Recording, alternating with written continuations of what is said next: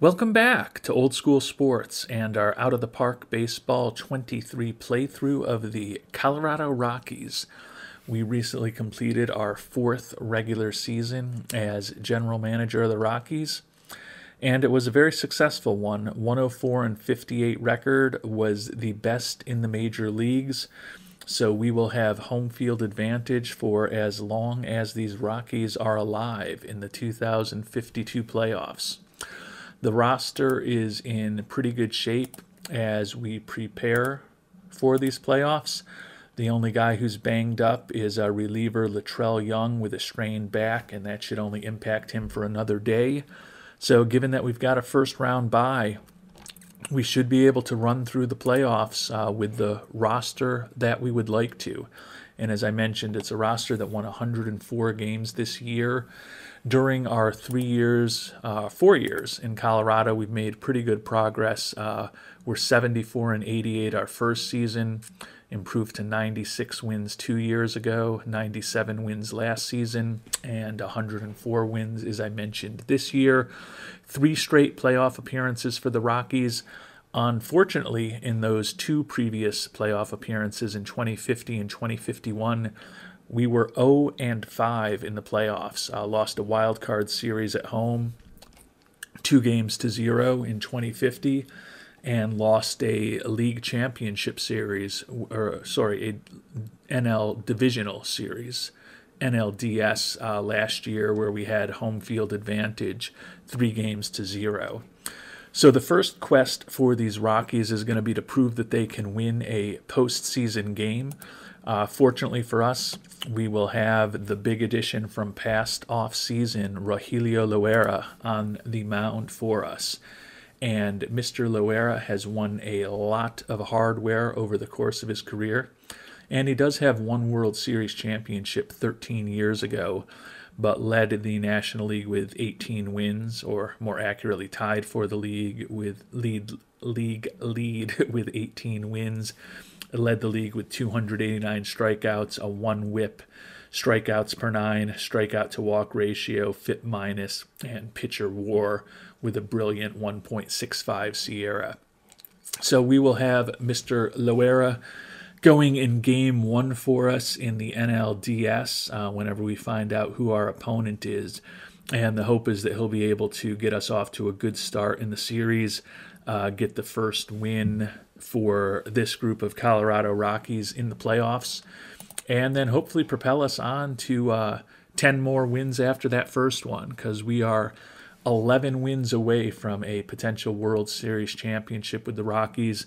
We've definitely gone all in on this season with the decisions that we've been making over the last couple of years, and after disappointment in the playoffs in 2050 and 2051, the hope is to do things right this time around. And we figured out our playoff roster, and we're going to be facing the division rival Dodgers in the playoffs. They were the team that took us out last year 3-0. And actually, when we got taken out 2-0 2 seasons ago, it was another divisional rival, the Giants, that took us out. So hopefully we can exert some dominance over our NL West rivals. Taking a look at the playoff roster, we did pare things down to 12 pitchers from the 13 that we had been carrying in the last couple months of the season. That meant that Ethan Mingo is going to be the odd man out. The 34-year-old right-hander was 3-0 with a save this year, 3.97 ERA, but felt that, as I said, he's the odd man out as far as making the roster. No real shocks among the position players. We do have Jose Brito, the utility infielder, former Rule 5 draft pick of ours, and Manlio Miltinhos, another former Rule 5 pick of ours, were the 2 players that were kind of on the bubble. And with the move of Ethan Mingo to the bench for the series, that allowed both of them to make the 26-man playoff roster for us.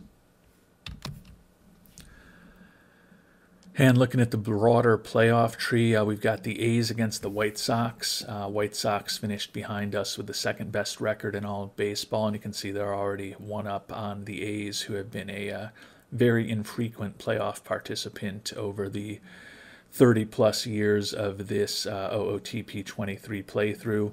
And then the Yankees and the Angels in the other ALDS after the Yankees took out the Red Sox. This half of the bracket in the National League, all Western teams. Dodgers swept the Padres 2-0. And the Brewers will be facing the Braves in the other NLDS matchup.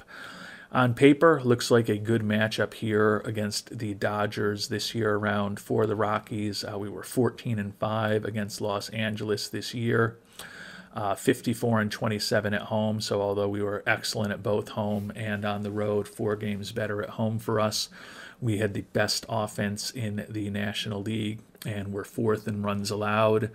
The Dodgers, more of a middle-of-the-pack team in terms of their ratings, 6th in runs scored, 8th in runs allowed. Pretty even home and road splits for them, 91 record. So they ended up 13 games behind us in the National League West this year. Aberdeen Lugono, 27-year-old from Buffalo, New York, who hasn't even been born yet, is on the mound for the Dodgers in this series against us. Came up, looks like towards the end of the year, spent most of the year in Oklahoma, AAA, Oklahoma City for them. He was up most of last year, but this year was only 1-1 with a 3.12 ERA over 26 innings at the major league level. Extreme fly ball pitcher with only slightly above average movement, although his stuff is really good. My hope is that he may give up a few homers here in Colorado to us, although he did only give up 2 in 26 innings pitched during the regular season. And we, as I mentioned, have the man, Rogelio Loera, on the mound, coming off another potential Cy Young Award winning season for him, which would be his 11th Cy Young Award. 18-6, 3.13 ERA, as we talked about, led the league in strikeouts, as well as a lot of other categories. We are at home and feel like this is the best opportunity we've ever had to get a playoff game, not even a series, but a playoff game win with this team. And we'll see what happens. And do get a 9-2 victory. Did get a couple of home runs from Adam Fields and Bobby Perez. So the Rockies are off the schneid, so to speak, as far as never being able to win a playoff game with this iteration of the Rockies. 9-2 victory to start off the series. And we jumped out quick with 2 runs in the first and 5 in the second and never looked back on the way to the 9-7 victory. Solo homer in the first by Fields, run-scoring doubles from Alvarez and Ruiz in the bottom of the second. Bobby Perez hit that 2-run homer in the bottom of the 8th to put some icing on the cake. Loera was sound, 7 innings pitched, 2 earned runs, struck out 7. Will Lucio came on and pitched 2 innings of scoreless relief, allowing just 1 walk. So a good start to the playoffs for the Rockies, and we'll see if we can keep the momentum going here in Game 2 of the series. We are going to have our former ace, before we brought on Rogelio Loera, Dave Alvarado, on the mound. He went 14-6 this year with a 3.10 ERA, which was definitely the best season he's had in Colorado since we signed him as a free agent in the winter, or I guess technically the fall of 2049, following our first season as general manager of the Rockies. So Alvarado will be on the mound for us. Feel pretty good about that. He'll be going up against Julio De La Cruz, 25-year-old, 12-11 with a 3.86 ERA. Not a fly ball pitcher like their Game 1 pitcher, but still someone that doesn't have exceptional movement on their pitches. But he has really good stuff, so probably will strike out a few batters. We have to hope that he did give up 28 homers in 175 innings pitched. Hope that that rate of giving up home runs is even larger in the small sample size of however many innings he's going to pitch against us here today. And a 6-5 win with a couple more home runs from prospective NL MVP Elijah Moore and our third baseman Alex Ortega. So a 6-5 victory. Chase Crawford got the win in relief, save for our closer Ricky Rios, and Jaden Bethel, who's actually a guy that we had looked at, is a free agent a few times over recent years, ended up getting saddled with the loss. So we took a 2-0 lead. The Dodgers actually bounced back, and they were up 5-2 on us heading into the bottom of the seventh, but a run in the seventh and then 3 in the eighth really turned the win probabilities around significantly. 2-run double in the eighth from Adam Fields was the big blow in the game. Fields with those 2 ribbies, as we talked about. Elijah Moore with a ribby, so his homer looks like it was a solo one. And then a couple of ribbies from Ortega also, who also hit the homer for us. Alvarado was not good. 6 hits, 2 walks, 3 earned runs in 3 2/3 innings. But after that, the relief over the last 5 1/3 innings was good. Just gave up 1 run from Darius McLeod. And then Latrell Young, Chase Crawford, and Ricky Rios kept the team scoreless the rest of the way. De La Cruz was actually good. He did give up 2 homers in 7 innings, but a quality start with 3 earned runs, scattered 4 hits, and struck out 10 over 7. But we did get to Bethel in the 8th inning there. And that was the difference in the game. So good start to this series for the Rockies. We'll see if we can just get it over with as soon as possible when we head out to Los Angeles. Got a couple of veteran minor leaguers retiring. Not the most important thing that we're going to be thinking about right now, because our Rockies are now 1 win away from their first playoff series win since I took over as general manager, which would lead us to our first NLCS appearance. Jose Vasquez, who we traded for last offseason, if we hadn't signed Loera, this would have been a real big addition to our staff that we are really pleased with. Went 14-7 this year, which is really good. The 4.86 ERA, a little bit disappointing, but he's a ground baller with ground ball tendencies and good movement on his pitches. Think that he is a good pitcher for Colorado. Not that he's pitching in Colorado today. He's pitching in Los Angeles. And he'll be going up against Julian Givens. Definitely looks like the most impressive pitcher we've faced from the Dodgers, although his record this year was only 11-12 and his ERA was 4.67. He is a 2-time All-Star, was wild card MVP last year against us, so this could be an opportunity for us to get a little bit of revenge on him. But 3 really excellent pitches with that fastball, cutter, and slider, so his stuff is electric. Pretty good movement on his pitches and good control also. He did lead the National League in WAR last year, so certainly a tougher pitching matchup for us today than we've experienced in the first 2 games of the series. But we got the job done. 11-6 victory. Bethel again with the loss in relief for the Dodgers. So we got homers from Robbie Carrillo, our catcher Alex Alvarez, Adam Fields with his second of the series, and Bobby Perez with a couple, his second and third of the series. So kind of weird that we bust out most in terms of our offense and our home run power in Chavez Ravine rather than when we were home in Colorado at Coors Field. Adam Fields, series MVP, and wow, that is a brutal loss for the Dodgers at home. They were up 6-0 on us at home going into the 6th inning, and the Rockies rally for 11 runs over the final 4 innings. So the second straight game where the win probabilities went from strongly in favor of the Dodgers to strongly in favor of the Rockies in a relatively short period of time.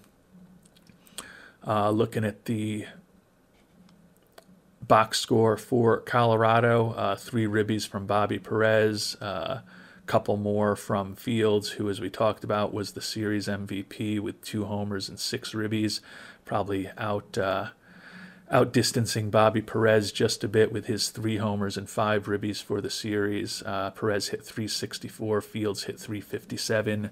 Those guys are both really young players who hopefully will be a big part of our Rockies offense for years to come. Givens was respectable. He was a third of an inning away from a quality start, but allowed 2 earned runs over 5 2/3. But obviously we got to the bullpen and Bethel with just a brutal series, losing the second day in a row, or the second game in a row more accurately, blown save. Vasquez was not good in his playoff debut for Colorado, but did get clean relief over the final 5 2/3 innings from Victor Field, Darius McLeod, and Ricky Rios, who, as I talked about, got the second save. So it all worked out. Don't love the fact that our pitching hasn't been great thus far in the playoffs, really with the exception of that first game. I guess more fairly, our starting pitching, with the exception of the first game, has not been great. But our relievers actually bailed us out in both games 2 and 3 when we recovered from those early deficits that our starting pitchers put us in to come back to win the series. So a 3-0 victory for the Rockies here in the NLDS. Taking a look at the broader playoff coverage, everybody else is still playing. So the Rockies are going to get some time to rest up a little bit and then find out whether or not we're going to be going up against the Braves or the Brewers. Couple of franchises that both spent time based in Milwaukee in the LCS starting in a few days. And we are getting ready now for the NLCS, and the matchup didn't work out that poorly for us. Atlanta was the second best team in the National League with 98 wins, and they got taken out by the 87-win Brewers, who were the NL Central champions, but certainly would think that it's an easier matchup for us against the Brewers than it would have been against the Braves. Different situation in the American League. Both series went 3 games to 2, went to the final deciding 5th game, but the Sox and the Angels, who were the 2 favorites, the 2 teams with the best records in the American League, both ended up winning when all was said and done. And as we get ready for Game 1 of the NLCS here, the White Sox, who had the second best record in baseball, best record in the American League, are already up 1-0 on the Angels. So we are at this point 7 wins away from a potential collision course between the 2 best teams in baseball in the World Series. On paper, we should be favored over Milwaukee. 5-2 record against them this season. We obviously were first in the NL in runs scored, 4th in runs against. They were 11th in runs scored, 7th in runs against. Only had a +5 run differential over the course of the year. So on paper, would think that we are in pretty good shape, but we do have a very interesting pitching matchup here. We've got the veteran Rogelio Loera back on the mound for us, and he's going to be going against Cameron Campbell. If that name sounds familiar, this is a guy we almost drafted in 2049. We went with a shortstop from Duke who ended up flaming out a bit, and we traded away a couple of seasons ago. But Cameron Campbell has become a big-time pitcher for the Brewers, and he was almost a Rocky. 16-7 this year with a league best 2.19 ERA, league best 2 walks per 9 innings, and a pretty impressive 5.4 WAR. Hope that, given that he's not a completely ground ball focused pitcher, we can hit some home runs off him today. But he only gave up 13 in that 193 1/3 innings pitched that he pitched this past season. So anytime Rogelio Loera is on the mound, your team is going to be favored, but it does look like a potentially tricky matchup here for the Rockies in Game 1, as we certainly do want to get off to a 1-0 start, but I'm guessing that Cameron Campbell is probably about the best pitcher on the staff for the for the Brewers. So we'll see what we can do against him in game one. And we handled him okay, a 13-3 victory. Looks like the win went to McLeod, so we may have scored some runs late.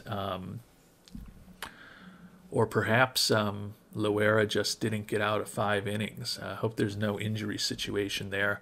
Got a couple homers from Robbie Carrillo and one from Elijah Moore as well.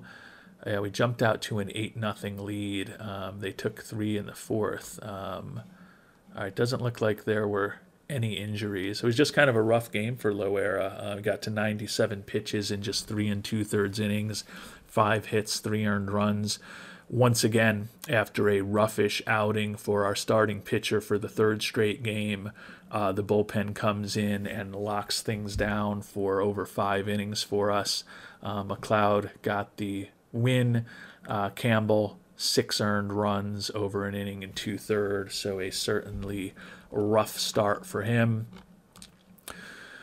So we're hoping for a better game from Loera, but what really matters is we've got another victory in the books for the Rockies, and we are going to be heading to Game 2 tomorrow with the opportunity to take a 2-0 lead over the Brewers here in the National League Championship Series. We've got Alvarado back on the mound. As we talked about, used to be our ace till we brought on the ace of all aces in Rogelio Loera, going up against Jerry Ibarra for Milwaukee. And looks like a pretty solid pitcher, 34 years old, 10-11 record this year, struck out 228, 4.25 ERA. Slightly above average movement, neutral in terms of his ground and fly ball tendencies, has an exceptional changeup. Good, solid pitcher. So 2 good, solid pitchers going today. Ibarra with that 2-0 record and 1.46 ERA through the first 2 rounds of the playoffs has obviously been more successful in October this year than Alvarado has, but hopefully we can flip that today. And it's kind of interesting to see, this is really funny, Jordan Ventura and Tony Padilla, who are 2 of the 3 players that we traded away to bring Jose Ortega onto our team a couple of months ago as our 4th starter and a second right-hander in the rotation, are now going to be going up against us in the playoffs. I hadn't noticed that. I had forgotten that trade was with Milwaukee. But we can see that they both had hits in the first game of the series. And Colorado with another victory. Looks like we rally past the Brewers. The win for our closer, Victor Rios, and the loss for Victor Duque, who was the 3rd player that we included in that trade for Jose Ortega.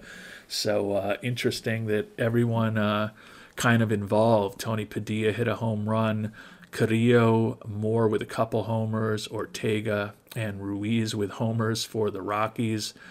So it looks like we took advantage of playing in Colorado. They took a 4-0 lead on us. We opened it up to 7-4 before the 9th. In the top of the 9th, they came back to tie us with 3 runs, and then 3 runs from the Rockies in the bottom of the 9th. Elijah Moore, 3-run walk-off homer in the bottom of the 9th against Duque to give the Rockies the victory. Alvarado was not great, but not horrible. Ibarra scattered 11 hits over 5 2/3 innings, only gave up 3 earned runs, which, considering he gave up 11 hits, is not that bad. Crawford was fine in relief.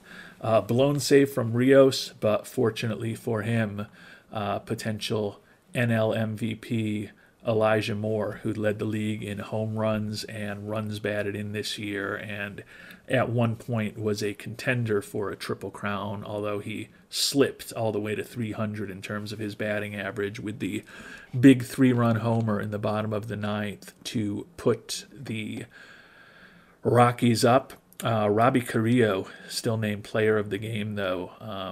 5 hits, tying an NL playoff record. Carrillo 5 for 6 with 2 runs driven in. And Carrillo and Moore each have 4 homers now, and each have reached double digits in RBIs, even though we are only 5 games into the playoffs at this point. And as we prepare for Game 3 of the series today in Milwaukee, the next 3 games going to be on the road for the Rockies. Hopefully we can win at least 1, and preferably 2 of them. Looks like the Angels have bounced back a bit to take a 2-1 lead over the White Sox. We have Jose Vasquez back on the mound, 14-7, 4.86 ERA for the lefty, going against David Smith. You can see both of these guys have had a pretty rough playoffs so far, although David Smith did get the win in 1 game despite giving up some runs. 28-year-old was 16-7 this year with a 3.05 ERA. So an excellent season from David Smith, following up an 18-win season last year. So pretty impressive performance on the field from David Smith. He doesn't look like an incredibly imposing pitcher. He's got a great changeup, but he's got that knuckleball. I was going to say it's very rare to see a pitcher so successful with as a starter, particularly with a third pitch that is brutal.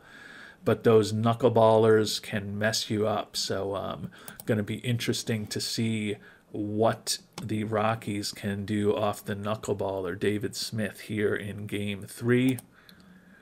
And Smith seems to have had our number, 4-0 win for the Brewers. So we did not enjoy facing the knuckleballer at all.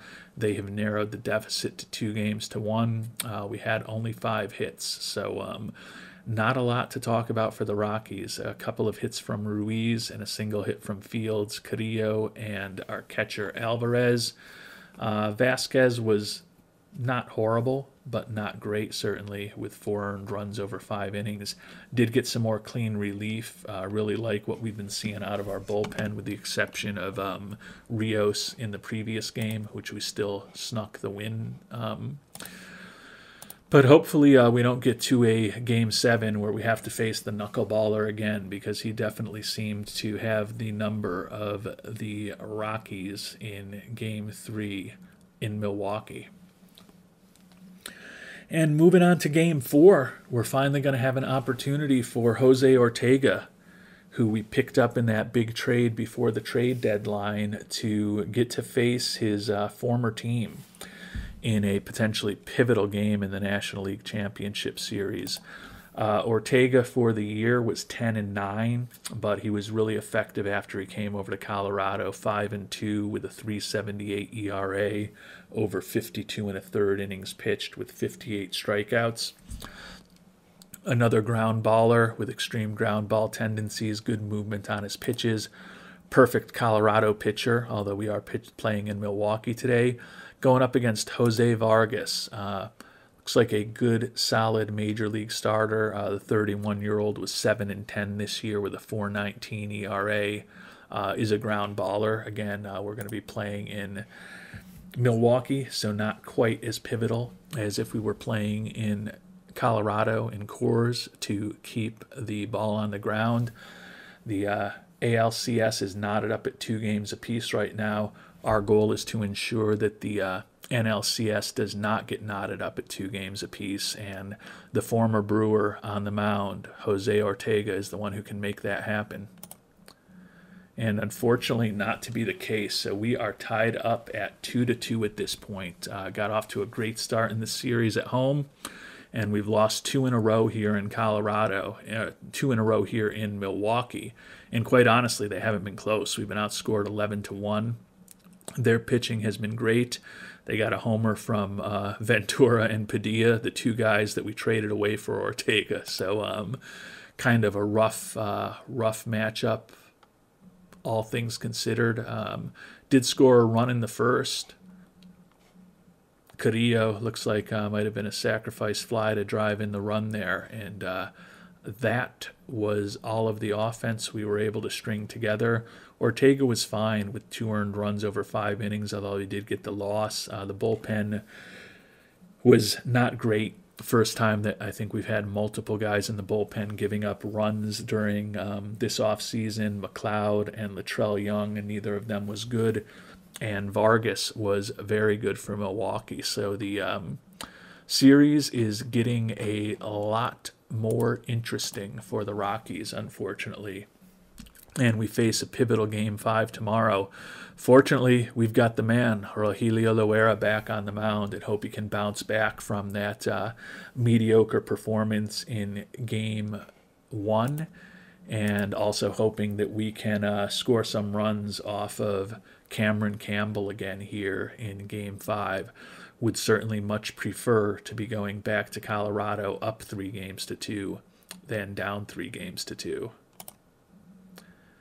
And we did get the victory, 5-1. Looks like Loera probably did outpitch Campbell. So the veteran did his job in the playoffs here. We got 2 runs in the first, 2 in the third. They came back with a run in the fourth.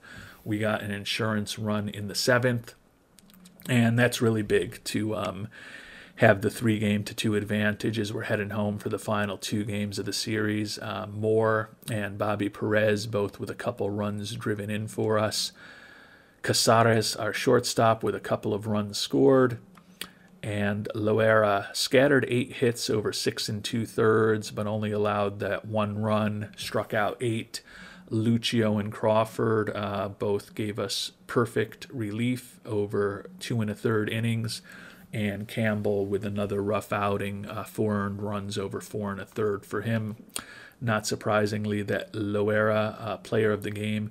Will Lucio was hurt. Looks like that's why Campbell had to come on to get the final out. We'll find out what's going on with his injury situation, probably, hopefully on the off day tomorrow while we're traveling. And hopefully it's not a serious issue. If it is, though, we do have Ethan Mingo, who, as I mentioned, did not make the playoff roster for either of the first 2 series so far, but is certainly a more than competent major league pitcher if it's a more serious injury to Will Lucio.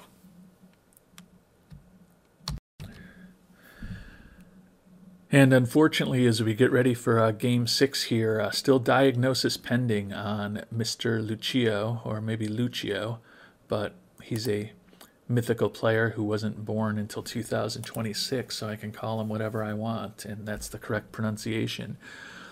So we'll be down a pitcher, given that we're coming off of an off day. I don't think that that's going to be a significant issue for us. Looks like the White Sox just beat the Angels to tie that series up 3 games apiece when the Angels were trying to clinch in Game 6 in Chicago. Hopefully we can avoid the same fate and, unlike the Angels, be able to clinch the series with a 3-2 lead. We've got Ibarra and Alvarado back on the mound. Rematch of Game 2, although neither of those players were involved in the decision when we had that big comeback to win in the second game of the series. We are back at home, and we are just potentially 1 game away from getting these Rockies into the World Series. And we have gotten the job done. So 5-3 victory. The Rockies take the NLCS. Alvarado with the victory on the mound. Rios with the save. Got home runs from third baseman Alex Ortega and right fielder Bobby Perez. 5-3 victory. Took a 2-0 lead, expanded it to 4-1 in the fourth. They came back with a couple runs in the sixth. We tacked on an insurance run in the eighth, and then Robbie Rios closed things out for us. Alvarado, 2 earned runs over 5 innings. McLeod gave up a run over 2 innings and picked up the hold. And Rios, actually a 2-inning save, allowed 1 hit and struck out 5. So really good performance from Rios. Alvarado, though, the player of the game.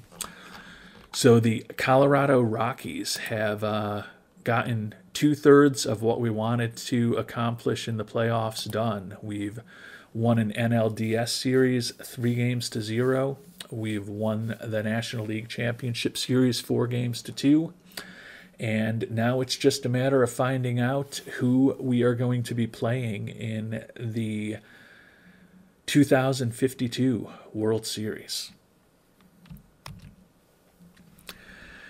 And it looks like we will be facing the Los Angeles Angels, who upended the White Sox 4-3. Unfortunately, we're still waiting to find out what is going on with this injury to Will Lucio. I don't think the fact that it's taking multiple days at this point to find out what it is a good thing by any stretch of the imagination.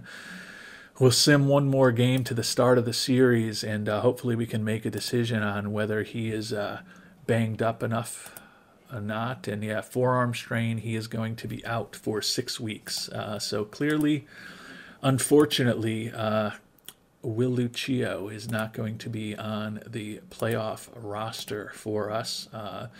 Easy decision, as I talked about, to figure that out. We will move Lucio off of the roster, move Ethan Mingo onto the roster. So after missing the first 2 rounds of the playoffs, Ethan Mingo joins the bullpen as a long reliever. 3.97 ERA, as we talked about, in 88 1/3 innings pitched.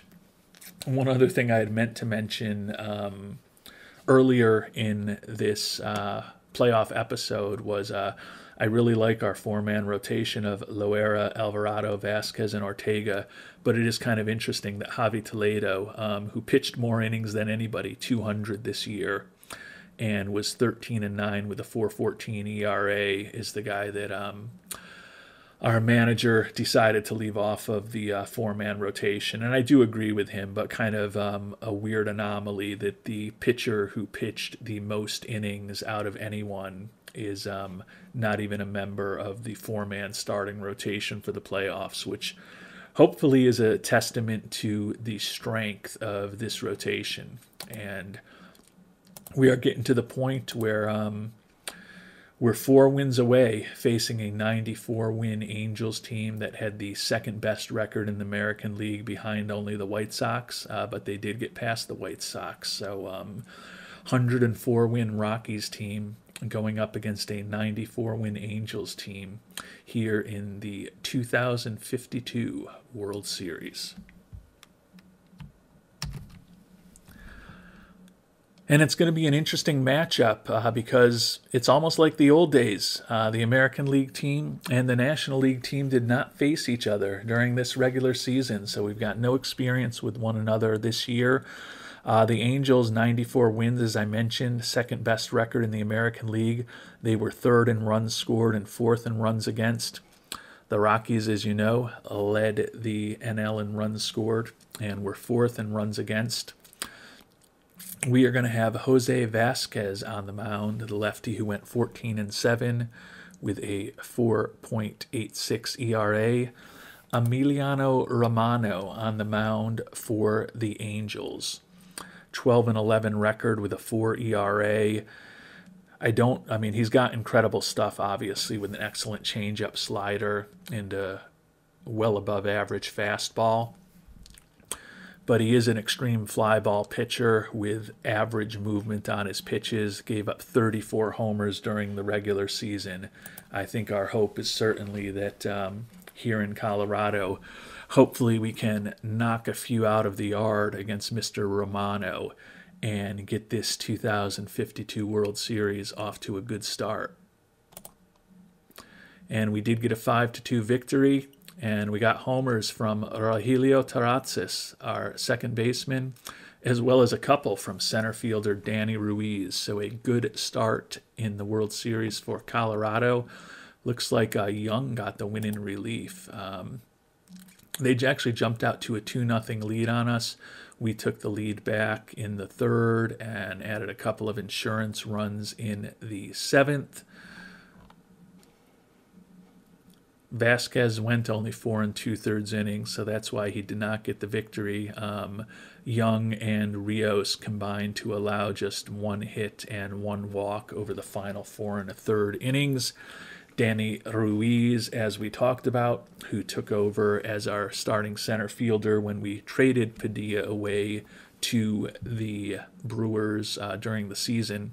Actually, he had kind of already taken over at that point because Padilla had been banged up. Big game for Ruiz, though. 3 for 4, 2 runs scored in the 3 ribbies. And a good start to the World Series for our Rockies. Hopefully we can get Game 2 at home and really put the pressure on the Angels. We've got Ortega, the player who we picked up at the trade deadline for the aforementioned Padilla and a few others, going up against Jalen Bruce. 10-9 for the Angels this year, 4.85 ERA. 26-year-old, is a ground ball pitcher, but doesn't have particularly great movement on his pitches. Guy who gave up 23 homers in 144 plus innings this year.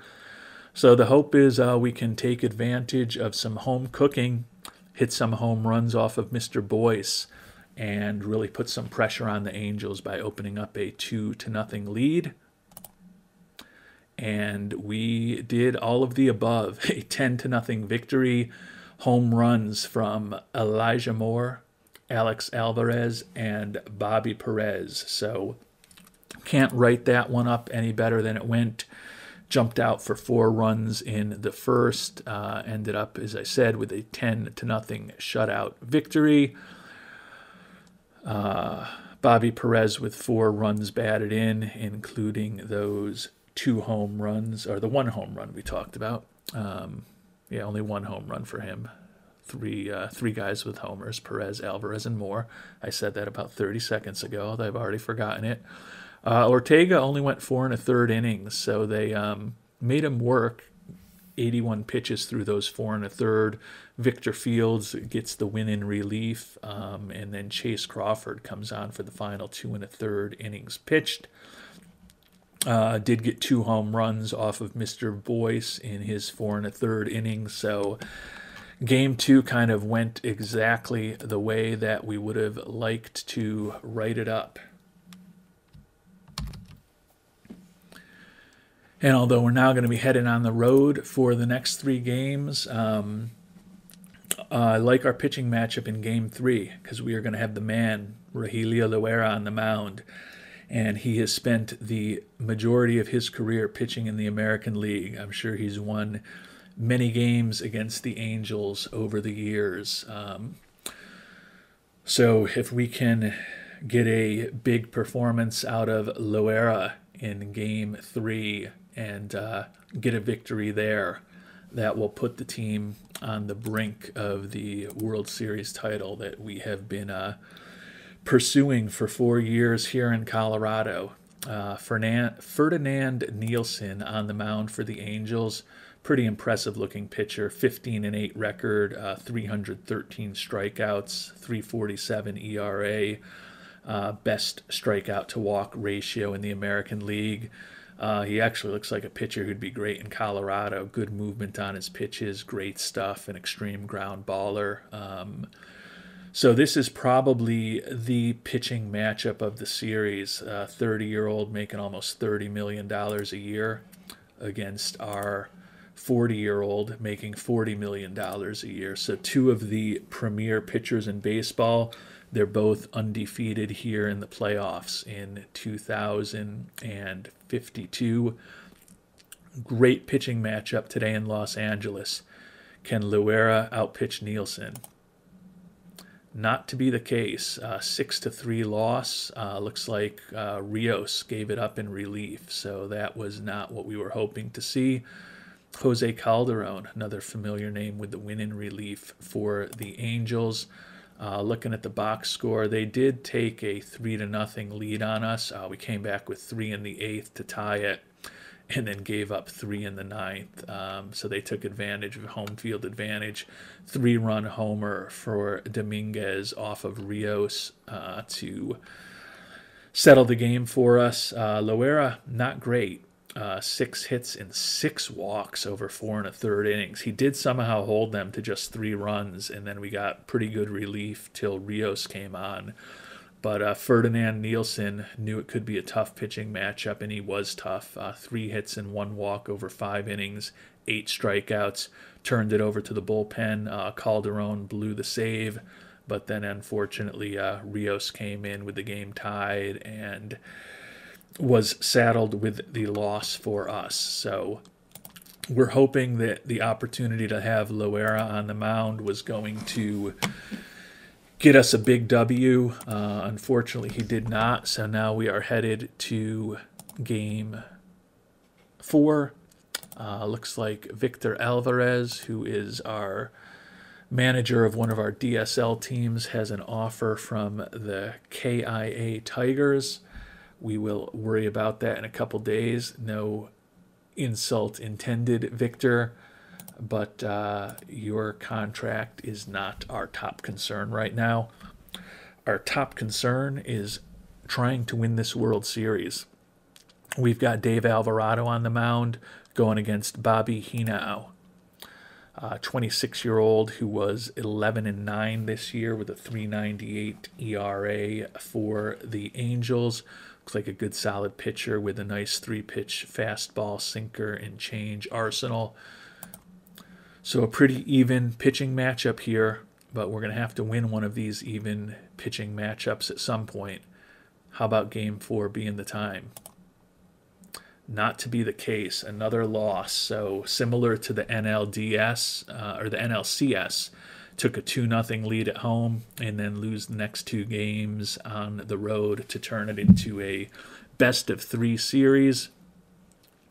Looks like McLeod was saddled with the loss in relief. We did get homers from Elijah Moore and Bobby Perez. We took a 2-0 lead in the 4th, promptly gave it right back, tied it in the 7th, and promptly gave the lead right back. So not the best situation when we've given the team leads and or tied the game back up to have the starting pitcher or the bullpen give it right back. Alvarado, 3 earned runs over 5 innings. McLeod gave up that run in the 7th. That was the deciding factor in the game. And the 2052 World Series is now a best-of-3 series between the Rockies and the Angels. And we're back to the first game matchup, Jose Vasquez against Emiliano Romero. And this will be the final game of the year in Los Angeles. And our hope is we can do exactly what we did against the Brewers in Game 5, finally get a win on the road and send ourselves back to Colorado with a lead in the series rather than a deficit. And unfortunately, that was not to be the case. So the home team has won every game in the series. If that pattern continues, we're in okay shape. But we've got some work ahead of us now. Fields with a homer. Familiar name, Angel Aguilar, a former player with Pittsburgh that we had traded away to the Angels years ago, having a home run for them. Take a look at the box score, and another game, we got a run in the first. They came back with a couple. Then they kind of blew things open in the 5th on us. Emiliano Romano was good. 7 innings of 6 hit ball, 2 earned runs allowed. Vasquez drops to 0-2 in the playoffs this year. 8.31 ERA has definitely been disappointing. Did get good relief from Latrell Young, Ethan Mingo, and Victor Fields. No earned runs from those guys over the final 4 2/3 innings, but we were unfortunately too far behind for it to matter at that point. And what was looking like a potential dream season for the Rockies is now teetering on the verge of becoming a nightmare, because we've lost 3 games in a row now in the World Series to fall behind 3-2 to these Angels. Clearly have made some progress with the Rockies this year, getting to 104 wins, finally winning not just playoff games, but playoff series with this team. But the goal is not just to get to the World Series. The goal is to win the World Series. And we're going to need to win 2 in a row to get there. Jose Ortega, the trade deadline acquisition, who's 0-1 but does have a 1.93 ERA in the playoffs, up against Jalen Boyce. Hope that we can take advantage of that lack of movement on his pitches again and get some home runs off him at home like we did in Game 2. That's the last game we won, and that was our most dominant game, not just of, I think, this World Series, but I think of the entire playoff run. Hopefully we can have a repeat of that today here in Game 6. And we did it one better, 11-0. So we have abused poor Mr. Jalen Boyce in the two series, the two games that we played against him. Alvarez, Ortega, and Fields with home runs, and you can't ask for anything better than this. A great matchup in Game 3 with two excellent pitchers in Ferdinand Nielsen and Rogelio Loera is going to be repeated in the deciding Game 7 of the World Series.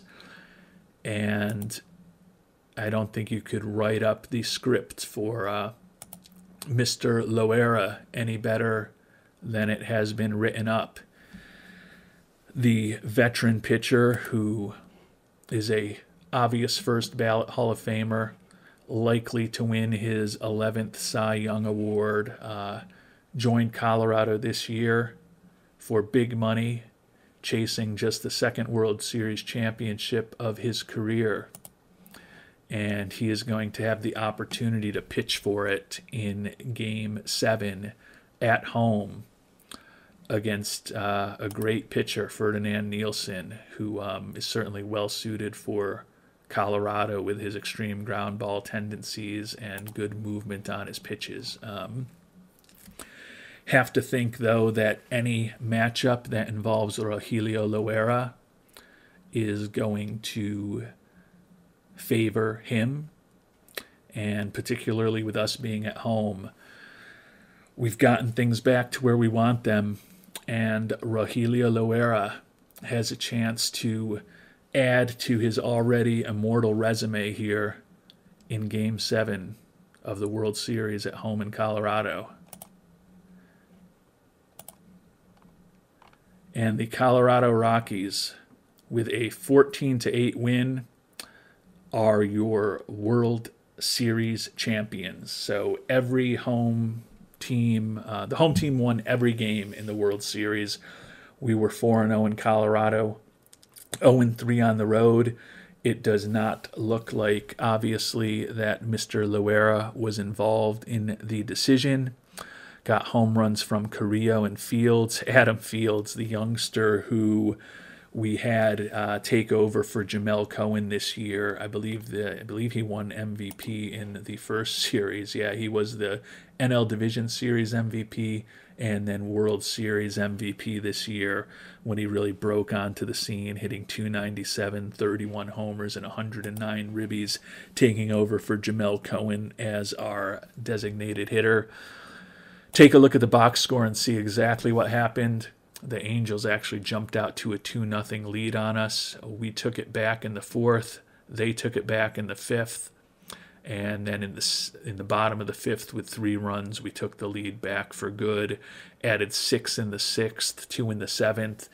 The plucky Angels never gave up, though, scoring 4 there in the ninth. But the deficit was too big at that point. Loera was not great. 3 runs over 4 2/3 innings before he got pulled. And then McLeod, Mingo, and Javi Toledo all gave up runs in relief before Rios came on to get the World Series clinching out for the Colorado Rockies. Nielsen was not great either, finally saddled with a loss in the playoffs. Player of the game and player of the series was Adam Fields, 2 for 3 with a couple ribbies. Also got a couple ribbies from Carrillo, Moore, and Perez, as well as Rogelio Terrazas. So everybody in the game drove in a run on the Rockies except for our third baseman, Alex Ortega. So the Colorado Rockies have finally achieved our goal of winning a World Series championship. This was a team that we had built specifically to go all in on this season from the moment we added Rogelio Loera onto the team. Doesn't always work out that you go all in on a season, end up finishing with the best record in baseball, and then are able to execute on your goal in the playoffs. But a win for the Rockies in the World Series, 4-3 over the Angels. And it's been a long time since we have won a World Series championship in this playthrough. Spent our first 17 years in Kansas City and won 5 world titles, including 3 in a row in 2034, 35, and 36. Then went and spent 11 years in Pittsburgh, lost in the World Series twice. And now in our 4th year with the Colorado Rockies, we've won the 6th World Championship of this playthrough. And it's our first World Series championship in 16 years. So there had been rumblings that perhaps the game had passed old school sports by, and the veteran general manager didn't know how to put together a championship team anymore. But we have now accomplished our 24th playoff appearance in 31 seasons and our 6th World Series championship. So pleased to get another title, especially given that we're getting close to the point when we'll be wrapping up this series, simply because OOTP 24 is going to be out soon, and we're likely going to move on to doing something different in that game. But finally have a win with the Colorado Rockies. Our destiny with that franchise has finally been set in stone. Take a look at our owner goals. The goal was to win the championship this year, which we did. Now his new goal for us is to win another championship, I'm sure, in the next 4 seasons at the longest, given that his priority is extreme winning. It's not going to shock me if it becomes a goal to win back-to-back titles next year. But after falling behind 3-2 in the 2052 World Series, the Colorado Rockies bounced back to take advantage of that home field that we had focused on earning since spring training began. And it paid off with those final 2 wins in Colorado. And the Rockies are your 2052 Major League Baseball World Champions. And we will take a look at all of the top performers from this team in our next episode. Also start preparing for the off season, find out what our budget is going to look like. The big decisions are already coming because Elijah Moore, who's likely to be named National League MVP in a couple of weeks, is going to be a free agent.